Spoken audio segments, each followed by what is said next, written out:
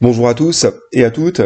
Donc quatrième partie de cette histoire de la Macédoine, hein, donc des origines jusqu'aux Antigonides. Et on va traiter aujourd'hui de la Macédoine sous Alexandre et également sous la régence d'Antipater. Et on va voir également le tout début des guerres des Diadoques en Macédoine. Donc je ne vais pas insister sur les conquêtes d'Alexandre, hein. Je vous renvoie éventuellement aux vidéos que j'ai pu faire à ce sujet. Je vais me focaliser sur la Macédoine proprement dite, ainsi que sur l'œuvre politique du conquérant. Donc on s'est arrêté en 336 à la mort donc de Philippe II, hein, assassiné au moment même où il voulait entreprendre la libération des cités ioniennes du joug des Perses, sachant que Philippe reprend en fait une idée, hein, qui est défendue donc par Isocrate, qui est un rhéteur athénien, donc contemporain de Démosthène, mais qui lui est pro-macédonien, qui dans un discours de 346 intitulé Philippe, et ben fait de lui l'apôtre du panhellénisme et l'unificateur de la Grèce, hein, donc il sera à travers l'île de Corinthe, hein, et il pousse les Macédoniens à lancer une guerre des Grecs contre les Perses, en tout cas avec l'idée de libérer de la tutelle perse les cités d'Anatolie, hein. On n'imagine pas encore que les Macédoniens pourront abattre l'ensemble de l'empire achéménide. Donc Alexandre reprend bien sûr à son compte le projet de son père.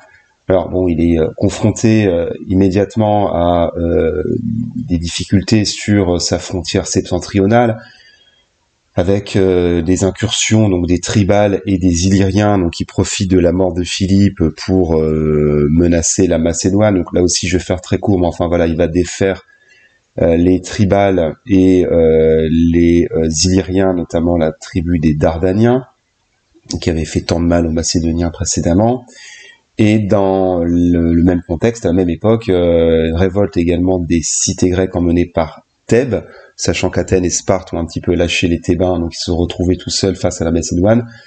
La cité est assiégée en 335 et détruite. Donc en 334, Alexandre entame la conquête, hein, et il va faire donc de son petit royaume, hein, le maître de l'immense empire perse achéménide, à l'issue de 3 grandes victoires, donc on connaît Granique, Issos et Gaugamel. Alors, ce qui est intéressant de voir, c'est qu'au départ, donc, il est roi des Macédoniens et hégémone, hein, chef de la Ligue des Corinthes, hein, c'est une confédération des cités grecques,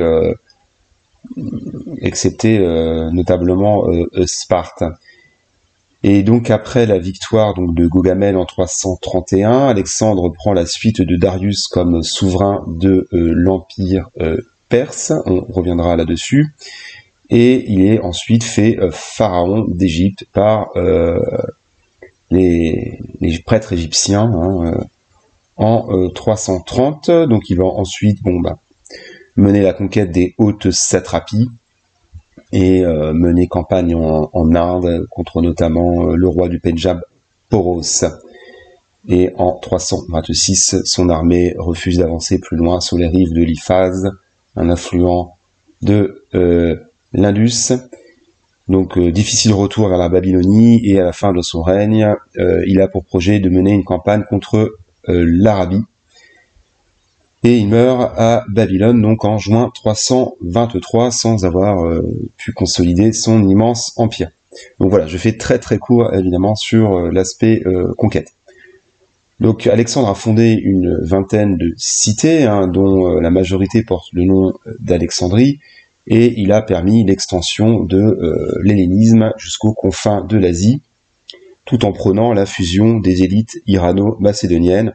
Et il va tenter de faire adopter les usages perses à la cour, hein, notamment le rituel de la proskinèse, hein, donc la prosternation face au roi, ce qui suscite la réprobation des Macédoniens traditionnalistes.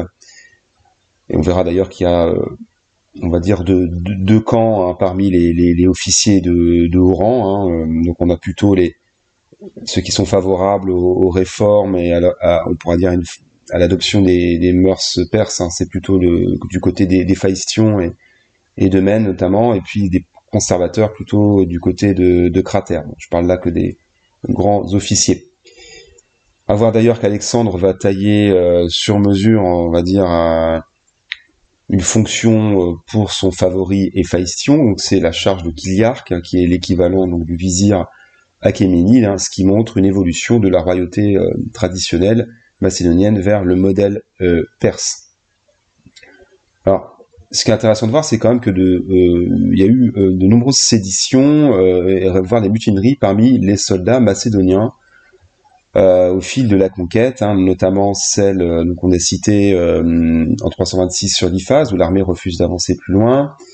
Il y a également une près de Babylone, on est à Opis hein, en 324, et les Macédoniens ont la volonté de retourner dans leur patrie afin de profiter des fruits de la conquête, alors qu'Alexandre manifeste l'ambition de régner autour de sa capitale, en l'occurrence Babylone, et à poursuivre son œuvre asiatique. Donc d'ailleurs, il va permettre à des vétérans, plusieurs fois, donc plusieurs sessions, on dira, il va permettre aux vétérans de revenir en Macédoine, et notamment également les argyraspides, hein, les boucliers d'argent. Je vous renvoie aussi des vidéos que j'ai pu faire là-dessus. À la fin du règne, il va permettre aux soldats les plus anciens, on dira, de retourner en Macédoine. Bon, les argyraspides, eux, ils retourneront pas en Macédoine, ils seront ensuite embarqués dans les guerres des diadoques. Bref. Alors, ce qui est intéressant de voir aussi, c'est que donc sous le règne d'Alexandre, pendant la conquête, on va dire que c'est une nation en marche. La nation macédonienne est en marche. Elle ne s'incarne plus vraiment, on va dire, dans le territoire d'origine, mais dans son armée. Alors à voir, et on verra avec Antipater, c'est que les liens avec la Macédoine proprement dite et l'administration d'Antipater ne sont pas rompus. On a des rapports et des lettres émises par le chancelier Mène le Cardia, hein, qui circulent grâce aux services postaux hérités des Achéménides. Et à l'inverse aussi, hein, on sait qu'il y a Antipater ou Olympias, donc la mère d'Alexandre, qui correspondent avec Alexandre en Asie. On remarquera d'ailleurs que dans les correspondances, Alexandre utilise soit le sceau des Macédoniens, soit celui des Achéménides. Alors sous Alexandre, les cadres de l'armée ont été profondément remaniés. L'armée, on dira nationale, forgée par Philippe, hein, sachant que ce sont des soldats citoyens professionnels, s'est peu à peu transformée en une armée cosmopolite, disparate, où les Macédoniens, bon, certes, gardent une place d'honneur, mais où les Asiatiques tiennent lieu d'héritier, hein, ce qu'on peut appeler les épigones, sachant qu'ils sont intégrés dans la cavalerie des compagnons, mais également dans la phalange. Hein. Alexandre va recruter des milliers de Perses ou de Mèdes hein, dans la phalange. Donc ça modifie évidemment profondément la loi coutumière macédonienne en intégrant des troupes asiatiques. Alors, en guise de bilan, à propos donc d'Alexandre, on a vu donc qu'il avait repris à son compte le projet d'Isocrate, un projet pan-hellénique, hein, et d'unifier la Grèce contre les Perses. Et là, tous les historiens sont pas forcément d'accord là-dessus. C'est est-ce que Alexandre avait déjà pour projet au départ d'envahir tout l'empire perse, ou s'il a fonctionné, on va dire, au coup par coup. Parce qu'on a, en tout cas, selon les auteurs antiques, hein, donc Arien, Diodore, Quincurse et j'en passe, Alexandre semble bien vouloir toute l'Asie, hein, du moins l'Asie connue des Grecs à l'époque. Il ne fait d'ailleurs qu'appliquer le droit grec de la guerre, qui est défini par Xénophon, hein. Xénophon qui dit qu'en clair, dans un territoire pris, hein, sur un ennemi, toutes les personnes et les biens appartiennent au vainqueur, hein, ce qu'on va appeler aussi le droit de conquête, hein, On retiendra qu'Alexandre a planté sa lance dans le sol quand il arrivait en Anatolie, en disant que c'était maintenant conquis à la pointe de la lance, que ça lui appartenait. Donc on peut supposer que dès le départ, l'objectif d'Alexandre est de remplacer la souveraineté achéménide par la souveraineté macédonienne, du moins au départ en Anatolie, et qu'au fil des victoires, il va étendre cette souveraineté à l'ensemble de l'Empire. Et il considère ces conquêtes comme définitives. Il y a 2 preuves, la nomination de satrape, certains Perses d'ailleurs, mais dès la victoire du Granique, et puis le fait aussi qu'il ait refusé toutes les demandes de paix faites par Darius III, qui à un moment d'ailleurs était prêt à confier aux Macédoniens l'ensemble de l'Anatolie et même marier une de ses filles, Statéra. Et donc il va bien affirmer qu'il ne va pas se contenter de la conquête de l'Anatolie, qui est au départ, on va dire, le projet émis par Isocrate. Donc voilà, il est quand même difficile de savoir si il y avait un projet politique, on va dire, cohérent, c'est-à-dire conquérir d'emblée l'ensemble de l'Empire perse, ou si plutôt il a agi au gré des victoires. Alors, on remarquera évidemment aussi qu'il a modifié profondément le cadre traditionnel de la royauté, en personnalisant plus encore que son père le pouvoir. Parce qu'au départ, c'est le peuple macédonien en armes, ce qu'on appelle l'Assemblée des Macédoniens, qui par proclamation, on dira, valide la proclamation royale. Et qu'en fait, l'armée est que très rarement consultée, et on va dire la seule fois où elle va vraiment avoir un poids important, c'est en 326 quand elle refusera d'avancer plus loin en Inde. Alors au départ, il y a quand même l'ombre d'Antipater et du général Parménion, donc des vieux généraux issus de la génération de Philippe, qui sont les garants du maintien des traditions. On peut considérer qu'au départ, ils ont une relative tutelle sur Alexandre, d'autant plus qu'il est jeune, et puis que les circonstances de son avènement limitent au départ son autorité. Mais évidemment, au fil de la conquête, il va s'affranchir de l'ombre tutélaire d'Antipater, et puis surtout de Parménion, qui va le faire exécuter en 330 avec son fils Philotas. Alors Alexandre consulte tout de même régulièrement le conseil royal, où sont réunis les amis, les philoi, ce qu'on appelle aussi les compagnons royaux, qui peuvent exercer une libre parole, ce qu'on appelle l'iségoria. Je l'ai déjà évoqué également, mais c'est que Alexandre va désigner Héphaïstion comme son vizir, donc on pourrait dire son premier ministre, au titre de Chiliarque. Et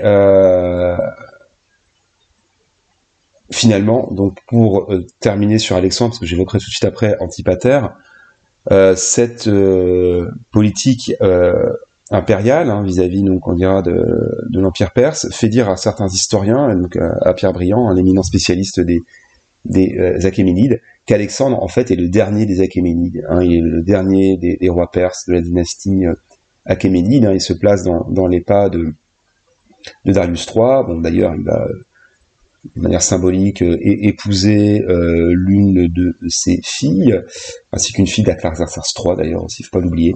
Bon, en plus de Roxane évidemment. Donc il reprend à son compte l'administration centrale et satrapique, et il désigne parfois même d'ailleurs des asiatiques, et il conserve également le système tributaire au sein de la terre royale héritée des Achéménides. Voilà, je vais m'arrêter là-dessus sur Alexandre et reprendre, on va dire, le fil à propos donc de la régence d'Antipater.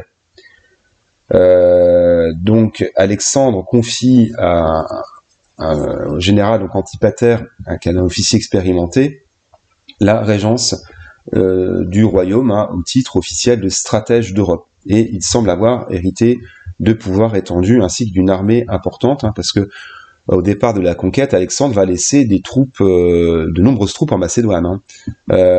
Notamment un corps de cavalerie assez important, de compagnons, et également la phalange, je considère même plutôt la phalange expérimentée. Alors Antipater montre son attachement, on dira, aux valeurs traditionnelles monarchiques, hein, de Macédoine, hein, selon laquelle la noblesse peut s'exprimer librement au sein du Conseil royal, et il apparaît de fait comme le véritable souverain aux yeux des Macédoniens restés au pays. Et donc il utilise, hein, la Ligue de Corinthe, hein, pour maintenir les Grecs sous tutelle, et il reprend à son compte la politique de Philippe II, hein, en s'appuyant sur des régimes oligarchiques ou tyranniques, bien aidés par la présence de garnisons macédoniennes. Donc il participe indirectement à la conquête en envoyant des renforts, notamment peu avant la bataille d'Issos, mais il est rapidement aux prises avec les cités grecques qui ont été soulevées par Memnon de Rhodes, donc qui est un chef mercenaire grec au service donc des Perses, et qui va notamment contacter le roi de Sparte, Agis III, qui va lancer une offensive contre les Macédoniens. On y reviendra. Donc en 332, il y a également des tribus thraces qui se révoltent, emmenées donc par un stratège macédonien qui en fait a changé de bord et a pris le parti des populations insurgées. Et là, Antipater peut pas mener une guerre sur deux fronts. Il va conclure un traité de paix avec les Thraces et se lancer dans une offensive contre les Spartiates au printemps 331. Agis III, donc qui entend soumettre tout le Péloponnèse, il fait le siège de Mégalopolis avec des contingents achéens et lydiens et arcadiens.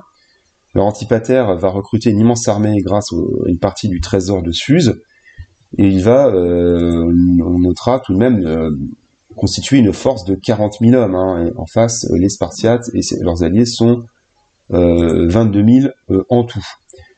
Donc les Spartiates sont vaincus à la bataille de Mégalopolis, hein, durant laquelle Agis III trouve la mort. Et Sparte donc, négocie la paix là directement avec Alexandre, hein, pour le coup, hein, par des correspondances, par des ambassadeurs. Et Sparte se voit imposer donc le paiement de 120 talents et surtout son entrée dans la Ligue de Corinthe.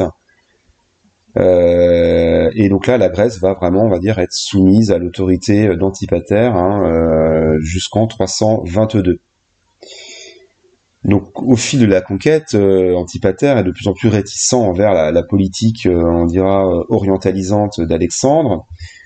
Il manifeste un préjugé envers les barbares d'Asie, et il ne conçoit pas qu'un roi puisse recevoir des honneurs divins, comme les cités, certaines cités grecques ont reçu l'ordre. Et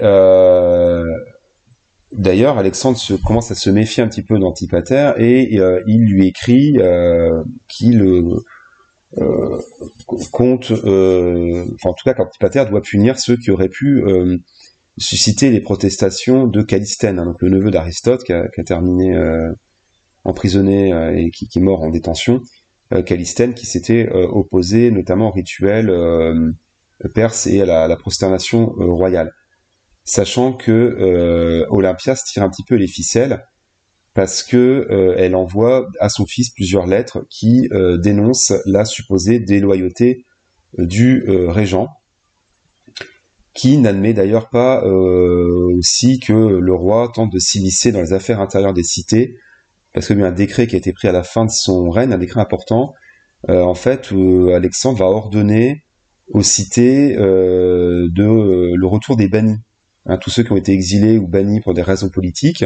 Donc il veut faire une espèce de loi d'amnistie, mais en fait il s'immisce dans on va dire les affaires des cités grecques. Et Antipater est contre cette mesure. Et donc là, Alexandre va finir par prendre une décision importante, hein, c'est qu'en fait il veut destituer Antipater en 324, et en fait il va demander en secret un enfin, d'abord, il va l'appeler à Babylone pour lui demander des comptes. Et l'Antipater refuse, on comprend qu'il y a peut-être un piège là-dedans. Bon, il est peut-être aussi un petit peu vieux pour aller faire ce voyage-là. Et donc, il envoie ses fils, le fameux Cassandre et Iolas. Je fais une parenthèse sur Iolas, mais comme c'est celui qui servait le vin, c'était les chansons, il y a une rumeur fomentée par Olympias qui dira que c'est Iolas qui a empoisonné le roi. Bref, je renvoie les vidéos sur la mort d'Alexandre. Donc en tout cas, Cassandre et Iolas sont envoyés plaider la cause de leur père, hein, Cassandre qui rejoint Alexandre qu'à la toute fin du règne, hein, oui. Il n'a pas participé à la conquête, en vain, parce qu'en fait, Alexandre a pris la décision de destituer Antipater, et secrètement, en fait, il charge donc Cratère de revenir avec un contingent de vétérans, notamment les boucliers d'argent, les argiraspides, avec pour finalité de destituer Antipater par la force si nécessaire.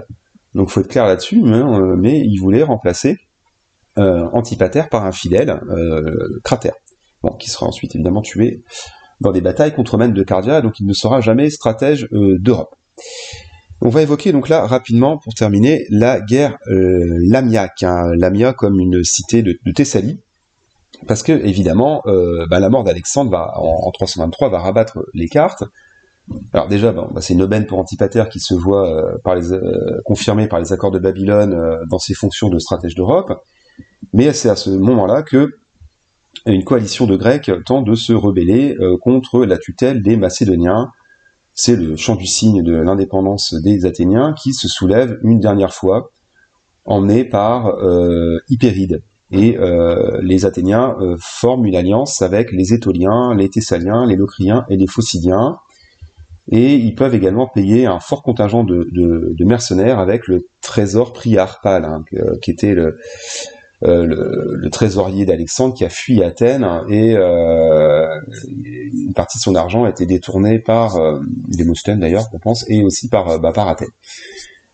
Donc il y a un stratège athénien qui défait les Macédoniens en Béotie, et Antipater comprend qu'il est en infériorité numérique, et il décide de s'enfermer dans Lamia, donc en Thessalie, en attendant les renforts venus d'Asie, en l'occurrence les vétérans de Cratère.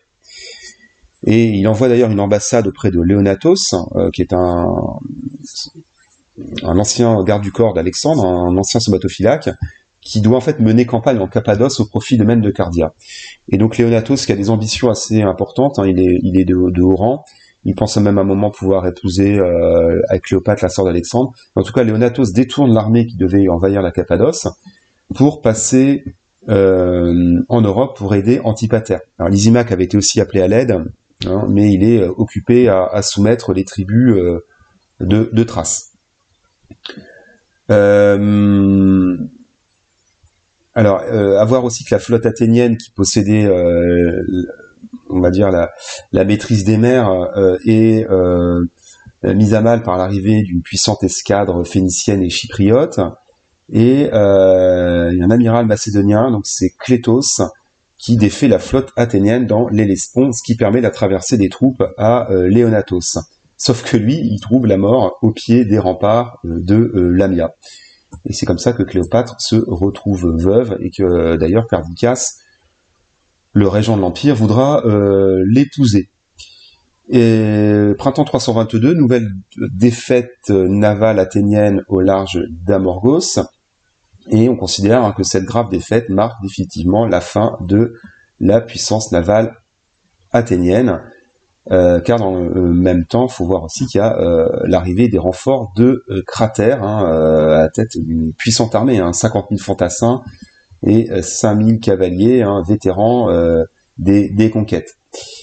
Et donc pour sceller d'ailleurs cette alliance entre Antipater et Cratère, hein, Antipater propose à Cratère d'épouser sa fille Phila, qui, si je dis pas de bêtises, épousera ensuite Démétrios Poliorcète, à vérifier. Bref, en tout cas, l'apport de ces troupes est décisif, car les alliés grecs sont vaincus en Thessalie à la bataille de Cranon, ils sont même écrasés. On peut dire que c'est la dernière grande défaite, la dernière grande bataille terrestre de l'histoire athénienne, parce que là, c'est une victoire éclatante des Macédoniens, et Athènes se voit imposer une paix très dure. c'est la fin définitive aussi de la démocratie. Ça, c'est important aussi à retenir, hein, parce qu'il y avait eu bon, certes, après la guerre du Péloponnèse, un retour de l'oligarchie, mais ensuite un retour de la démocratie. Et là, elle est définitivement abolie, la démocratie, et remplacée par un régime oligarchique protégé par une garnison macédonienne. Donc Hypéride, le stratège athénien, est torturé et exécuté, et Démosthène, hein, évidemment le chef du parti anti-macédonien, est contraint au suicide. Donc